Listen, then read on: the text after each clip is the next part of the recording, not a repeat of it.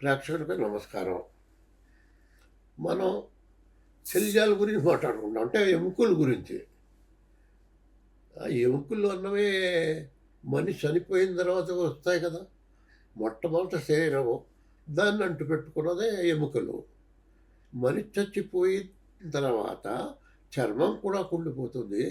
కానీ శల్యం మిగులుతుంది. ఆ శల్యానికి కూడా ప్రాణం ఉంటుంది అని కొంతమందికే తెలుసు. ఈ దానికి ఎలాగ పొరుగు చేయగలరు అంటే, నాకు కలిగిన ఒక అనుభవం చెన్నైలో జరిగింది. చెన్నై ఈ యంత్రం కనిపెట్టడానికి తర్వాత ఒక మ్యాగజైన్ ఉంది. దాన్ని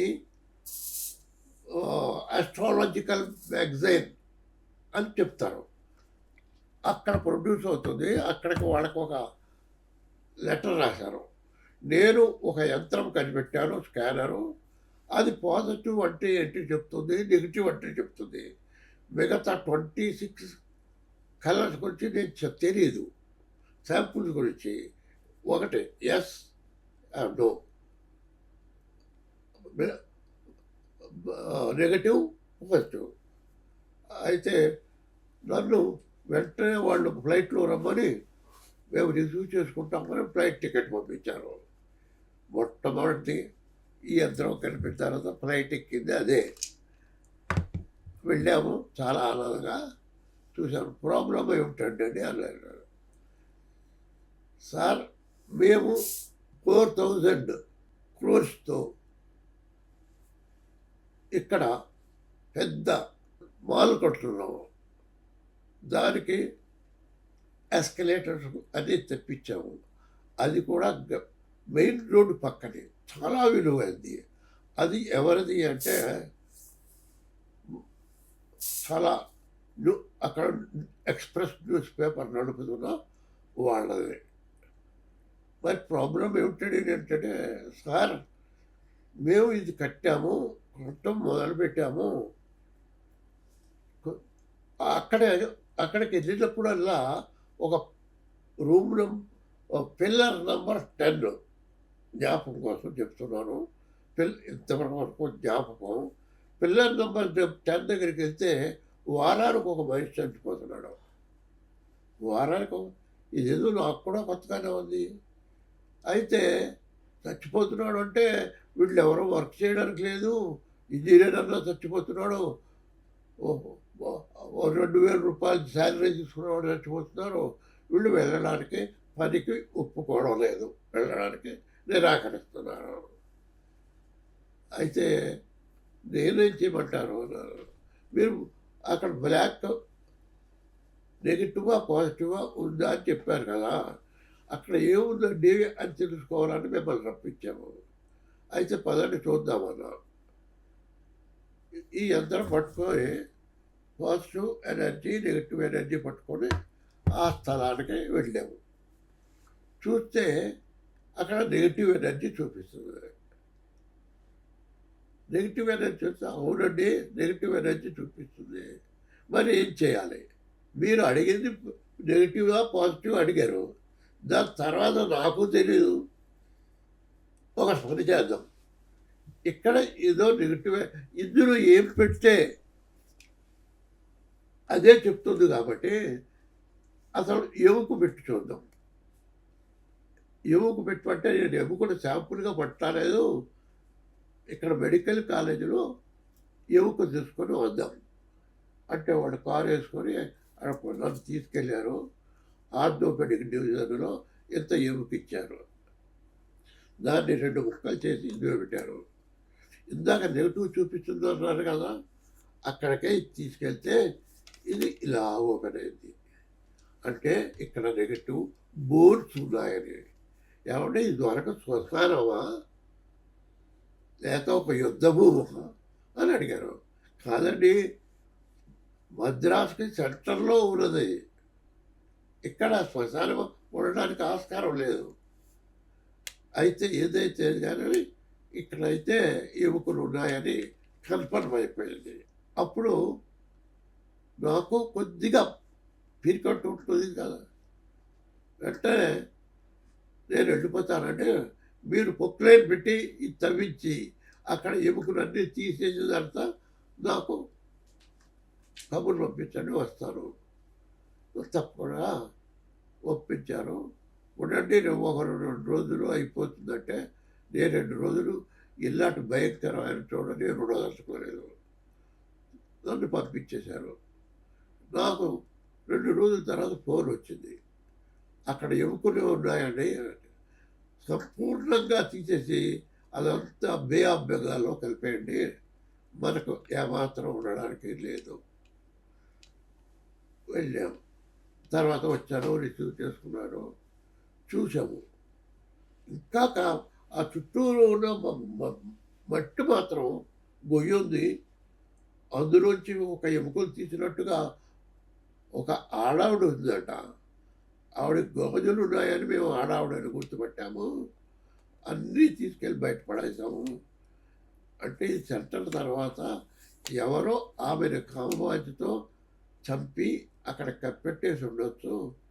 ఏదైతే అయింది కానంటే ఇంకా ఈ నేల ఇంకా ఒక అడుగు అటు ఇటు మట్టి తీసేయండి, అది కూడా నెగిటివ్ తీశారు. మరి అక్కడేం చేయాలంటే నదిలో వచ్చిన మట్టి ఇసుక ఉంటుంది, చాలా శుభ్రమైనది, చాలా పాజిటివ్ చూపిస్తుంది అది. దాన్ని వేసేయండి అన్నాం. వాళ్ళు వేశారు. చాలా సంతృప్తి అయింది. తర్వాత నాకు అర్థమైంది, ఇక మీరు పని చేసుకోవచ్చు అన్నాను. మరి ఆ రాత్రి నేను గడపాలి కదా, అక్కడ గెస్ట్ హౌస్లో తీసుకెళ్ళారు. తీసుకెళ్తే రాత్రి 10-12 తర్వాత నాకు దాహమైంది. మంచినీళ్ళు తాగాను. లైట్గా డిమ్ లైట్లు పెట్టుకున్నారు. తర్వాత నిద్ర పట్టింది. ఎవరో మనిషి వచ్చి నా బెడ్ మీద పడుకున్నట్టుగా మనసులో ఫీలింగ్గా ఒక రకమైనటువంటి ఆలోచన, ఆ పిరికితనం ఏమన్నా మనసులో ఉందా? అసలు నన్ను నేనే క్వశ్చన్ చేసుకోవడం మొదలెట్టాను. ఆవిడే నా యొక్క చుట్టూ చక్కటి పొడుగైన విగ్రహం, బొట్టు, గాజులు, మంచి చీర. నేను నిజంగా అది డ్రీమా, నిజమా, సందేహంలో ఉన్నా. అప్పుడు ఏమంటే నన్ను అక్కడి నుంచి ఎందుకు తీసేశారు, సమాధానం చెప్పాలి మీరు. అమ్మా, ఇక్కడ ఏంటి కొడుతున్నారు? మాళ్ళు కొడుతున్నారు. వచ్చేవాడు పోయేవాడు. నీకు విశ్రాంతి అవసరం.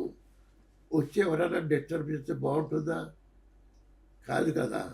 అంచేత నిన్ను వేరుగా ఒక చోటకు పంపించాలనే ఉద్దేశంతో బయటపెట్టాము.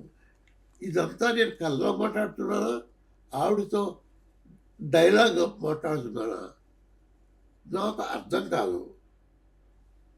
తర్వాత ఒళ్ళంతా చెమట్లు. పక్కన లైట్ వేశారు, ఎవరో లేరు. రాత్రంతా అప్పుడు 2 అయింది. పొద్దున్న 7 గంటల వరకు ఉడికొళ్ళు. వచ్చింది ఇది కళ నిజమా, కళ నిజమా, ఏదో అయింది. ఆవిడ అడిగింది నేను ఎక్కడ ఉన్నాను. 10 ఎకరాల స్థలం ఉంది. ఎంత స్థలంలో వీళ్ళు కట్టుకునేది 4-3 ఎకరాల్లోనే. ఎక్కడో వాయువ భాగంలో ఒక్క చిన్న రూమ్ కట్టి ఆవిడకి అక్కడ పెడితే సరిపోతుంది కదా అన్న ఊహతోటి పొద్దున్న ఆలోచిస్తుంటే ఇన్ఛార్జ్ మేడం, అంటే ఎవరికి ఆ బిల్డింగ్ తగ్గిన ఆవిడ నన్ను మూర్తి గారిని పిలువు, కాఫీ టిఫిన్లు ఇక్కడే చేస్తారు అంటే కారులో నేను వెళ్ళి కూర్చున్నా. మేడం ఏంటి విశేషాలు? ఏంటంటే మీరు నిద్ర పట్టినట్టుంది, కళ్ళు అలా ఉన్నాయి. అవునమ్మా, రాత్రి నిద్ర పట్టలేదు. కొత్త చోట ఏదమ్మా, కొద్ది భయం వేసింది రాత్రి. భయం వేసిందా? ఏమైందండి అంది. రాత్రి ఇలా జరిగిందమ్మా. నన్ను ఎందుకు డిస్టర్బ్ చేస్తున్నామని ఒక ఆవిడ వచ్చి అడుగుతుంటే ఏం చేయను, జవాబు లేదు నా దగ్గర. మూర్తి గారు విచిత్రంగా నాకు అదే కల అలలాంటి కల వచ్చింది అనేటోడికి మాకు ఏకీభవించాము. అమ్మ, అది నిజంగా ఇంకా ఆత్మ ఉంది అక్కడ. తను అసలు జీవితం సంపూర్ణం అయ్యే వరకు ఇక్కడే ఉంటాను కోరుకుంటుంది. అంచేత దయవుంచి ఒక 10 బై 10, 12 ఒక రూము వాయువు భాగంలో కట్టండి. అది ఇక్కడ ఉండదు. వాయువు భాగ్యంలో ఉంటే గాలిలో కలిసిపోతుంది అని నేను చెప్పడం జరిగింది. వాళ్ళు ఒప్పుకున్నారు. అప్పుడు కట్టడం మొదలుపెట్టిన తర్వాత మరి ఏం పెట్టమంటారు అంటే, బాబు మీరు పడేసిన సముద్రంలో పడేసింది ఏమన్నా ఉన్నాయా అంటే, అక్కడే ఉంటాయని చూస్తామంటే అదే తీసుకొచ్చి వాళ్ళు పెట్టారు. అదండి శల్యం అంటే అది. ఆ శల్యం అంత గొడవ పెడుతుంది. అందులో కూడా ప్రాణం ఉంటుంది. అది ఎంతకాలం ఉంటుంది? బతకాల్సింది 60 ఏళ్ళు అనుకోండి. ఈవిడ 50లోనే చనిపోయింది. ఇంకో 10 ఏళ్ళు ఉంటుంది, వెళ్ళిపోతుంది. చాలా ఆనందమైంది నాకు. ఒక పెద్ద ఎక్స్‌పీరియన్స్. ఆ బ్ ఆ శాంపుల్స్ బోన్ తీసుకెళ్ళి అవతల పడేశారు. ఎవరు బోన్ శాంపుల్స్ గానీ, ఎవరు సంబంధించిన చనిపోయిన వాళ్ళ బట్టలు గానీ మన ఇంట్లో ఉంచుకోవడానికి వీల్లేదు. కనీసం ఫోటోగ్రాఫ్ అయినా ఉంచుకోవడానికి వీల్లేదు. ఇలాంటి ఒక 3 4 చేశాం ఈ జీవితంలో. సంతృప్తి కలిగితే సంతృప్తిగా చెందినట్టు, లేకపోతే ఏదైనా అవసరం వస్తే రాయండి, జవాబు చెప్తాము.